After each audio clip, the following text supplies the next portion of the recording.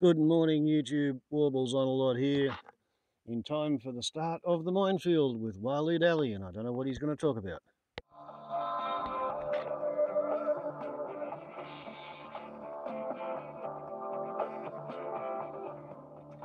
Hi there. Yes, with those familiar strums of the guitar and then the feedbacking electric guitar over the top of it, we announce the beginning of the Minefield once more. Walid Ali with you. Scott Stevens, my co-host, as we try to negotiate the ethical and moral dilemmas of modern life. This is a pretty thorny one today, I think, Scott. Is it thorny or maybe more reflective? I don't know. Oh, thorny and reflective. I think, Wally, this actually comes as close as I think we've possibly come to a genuinely wicked moral problem. One of those problems that the deeper you go into it, the more intractable the problem seems to become. In other words, you're caught in this endless loop of qualification, qualification, qualification until the very prospect of moral clarity may well dissolve before us. So what you're saying is you might get to the end of a sentence by the conclusion of the quote. As you just insert dependent clause after dependent clause.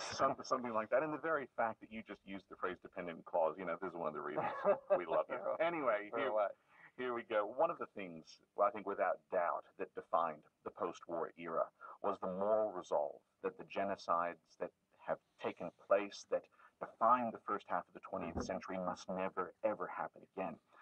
Nonetheless, categorical violence against an entire people. And categorical violence, really, it's not so much indiscriminate violence, but it's violence directed against a people as a group of people, people indiscriminately as belonging to a particular group.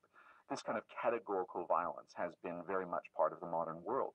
And so the violent exclusion of minorities from any share of life in a political community has gone hand in hand, hasn't it, with the resurgence of certain forms of nationalism over the last few decades. And so on the one hand, I think the atrocity that we're witnessing unfolding in the western region of Myanmar is all too familiar. Rohingya Muslims have long been denied citizenship within Myanmar. In fact, they're even cast not only as not citizens, but as a kind of malignant foreign element. They're, in fact, illegal Bengali immigrants, so goes the national narrative. And so they have no part within the life of this nation. They've been repeatedly, since 1978, even before, the objects of unrelenting systemic violence at the hands of the nation's armed forces and Buddhist vigilantes. And they're now, as surely none of us could have overlooked, they're now being driven from their homes and villages. Their villages are being burnt to the ground. There are reports of mass graves and systemic rape. The pattern here, I think, is distressingly familiar. So Zaid Ra'al al-Hussein, the United Nations High Commissioner for Human Rights, was recently, just late last week, unambiguous in the way that he designated what's transpiring in Myanmar. Because Myanmar has refused access to human rights investigators, the current situation cannot yet be fully assessed, but the situation remains or seems a textbook example of ethnic cleansing. Ethnic cleansing. Well, what is unusual, though, isn't that this tragedy is taking place, but that it's taking place under the leadership of a champion of human rights, a political reformer who's often mentioned in the same breath as Mahatma Gandhi, Martin Luther King Jr., and Nelson Mandela. So Nobel laureate Aung San Suu Kyi has stunned many by her failure to condemn the violence against the Rohingyas, but also by the way that she's even seemed to justify it. So here she is in April of this year, speaking with the BBC's Fergal Keane. Do you ever worry that you will be remembered as the champion of human rights, the Nobel laureate, who failed to stand up to ethnic cleansing in her own country? No, because I don't think there's ethnic cleansing going on. I think ethnic cleansing is too strong an expression to use for what's happening. Yeah, Aung San Suu Kyi speaking to the BBC there in April. So there's two aspects. I'm so curious where you're going to take this, Willie. There's two aspects to this, isn't there? There's what she's now being criticised for, which is silence. And in some ways, it's not really silence because she has, through her office, issued condemnation of the Bengali terrorists, for example. So it's the use of that language. And it's interesting you position this resurgent nationalism in a global context because she has, I think, become the latest political figure to embrace the phrase fake news as a way of... That's right. Which is extraordinary. that you would see that when you've got journalists from all over the world speaking to people who've witnessed villages being burnt and in some cases even witnessing that stuff themselves. So there's that element of it. Then there's the denial of it as ethnic cleansing, the sort of recategorization. Now, I suppose what you could argue is April is not the same thing as September. And so if you wanted to play a kind of taxonomic game, you could. But the UN's position on this is as clear as it can be given the denial of access. And maybe people within the regime might hold on to the denial of access as some kind of evidence that they couldn't possibly be running a proper assessment. Look, there's all that. I think what is interesting here is the way in which a political symbol, a symbol of hope and a symbol of a political prisoner in Aung San Suu Kyi has been constructed over time. I think that's fascinating for us at this distance because in so many ways we really shouldn't be surprised about this. And by this I mean Aung San Suu Kyi's position on this and the criticism that she's now facing. There was really nothing in her time as a political prisoner that suggested that she had any particular care for the Rohingya or that she even saw the Rohingya through a prism of a human rights crisis. She never really expressed any kind of sympathy to that. She obviously was put under house arrest by the military and was very brave and stoic in response to that, but she also has some kind of affinity with the military through her father. She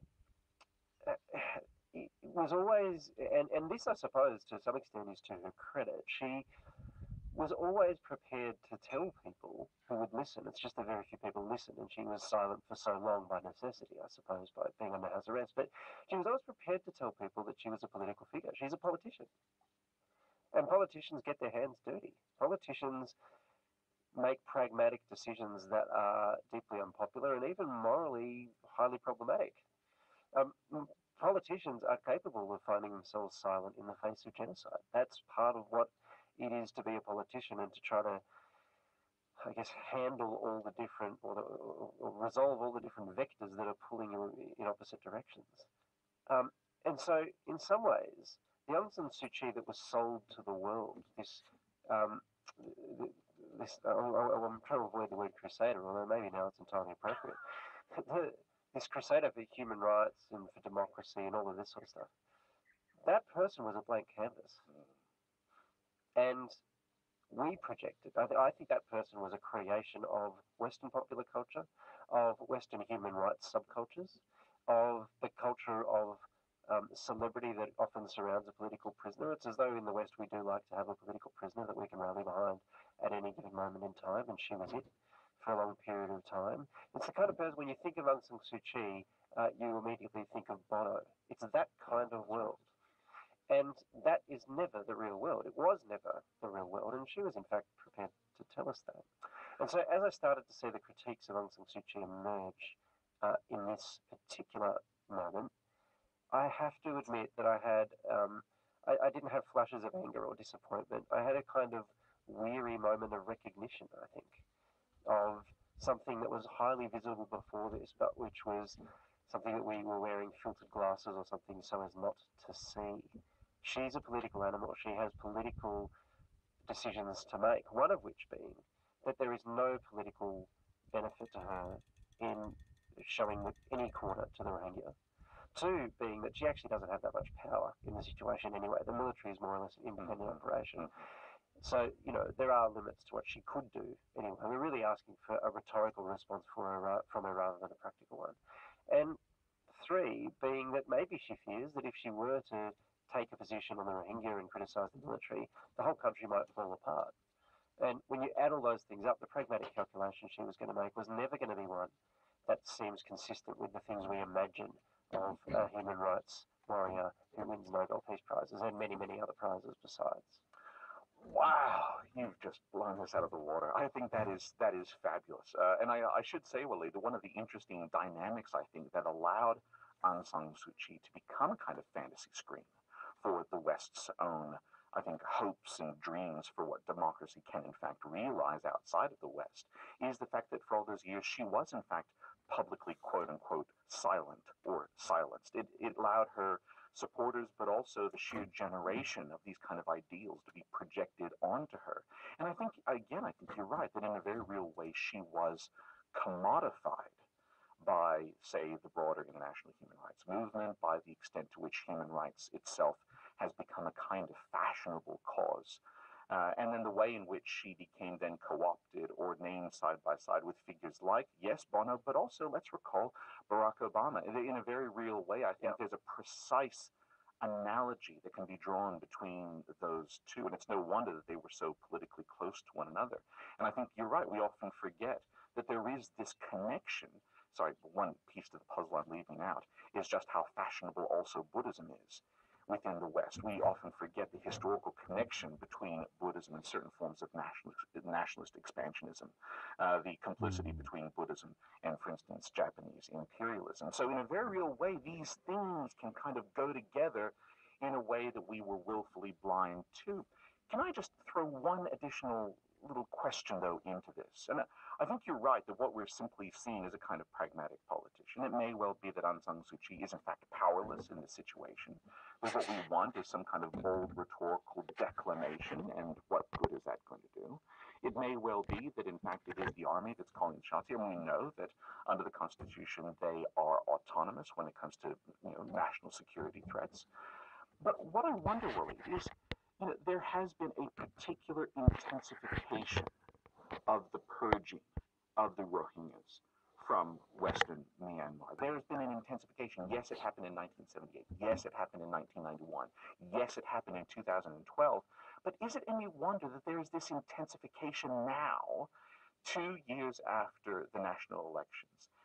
Because one of the things, and I don't know if you recall, but we discussed this at some length with Charles Taylor when he was on the show last year, that one of the things that goes along with democratic self-definition is the necessary exclusion of those who do not fit within the category of we the people. In other words, democratic reform can often go hand in hand with this violent extrusion of the very people who don't have a part in that political community. It's almost as if this exclusion becomes one of the defining traits of democratic identity. And so it's no wonder that not only is there the kind of the confluence of the Rohingya Muslims with what's often regarded in that state as a broader Muslim global conspiracy, but then there's also the denial that these people belong to our soil, belong to our blood.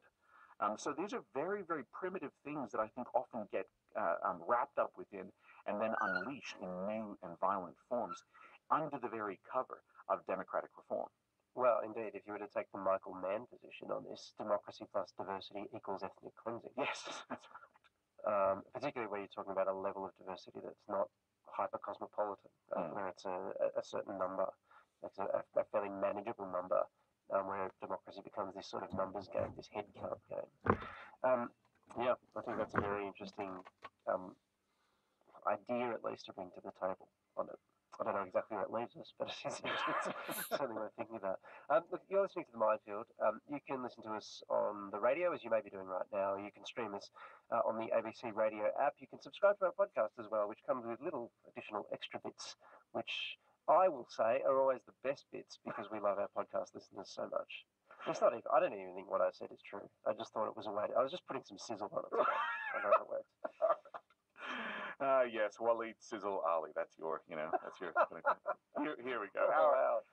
Our guest. We are particularly delighted. We're always delighted with our guests. Well, almost always delighted with our guests. Some of them, like I said recently, are absolute duds. But this, You've got to give a list one day. You can't just keep saying that. Our guest today is an absolute cracker. Catherine Renshaw is Associate Professor and Deputy Head of the Thomas More Law School at Australian Catholic University. And as part of her research, she has extensive on-the-ground and field experience within Myanmar itself. And we're delighted to have her on the show. Hello, Catherine. Hi, Scott. Thank you. I may not be one of those guests that you actually end up being delighted with. Oh, no. Okay. Don't say that. We're absolutely. Hang on. What are you planning on saying? I'm planning on saying that I think that was not the right characterization of Aung San Suu Kyi as a commodity that was sold to the world, as our disappointment in her should be misplaced because really what else can she do, a politician in these difficult circumstances with no real power under the Constitution. She's not just a commodity. She is a historical figure, and she was the real deal. So we haven't heard nothing from her since 1988 when she first came onto the political scene, despite the fact that she spent... Okay, we're on the upload limit. Got to correct that woman. We haven't heard anything from her. Back with a new movie.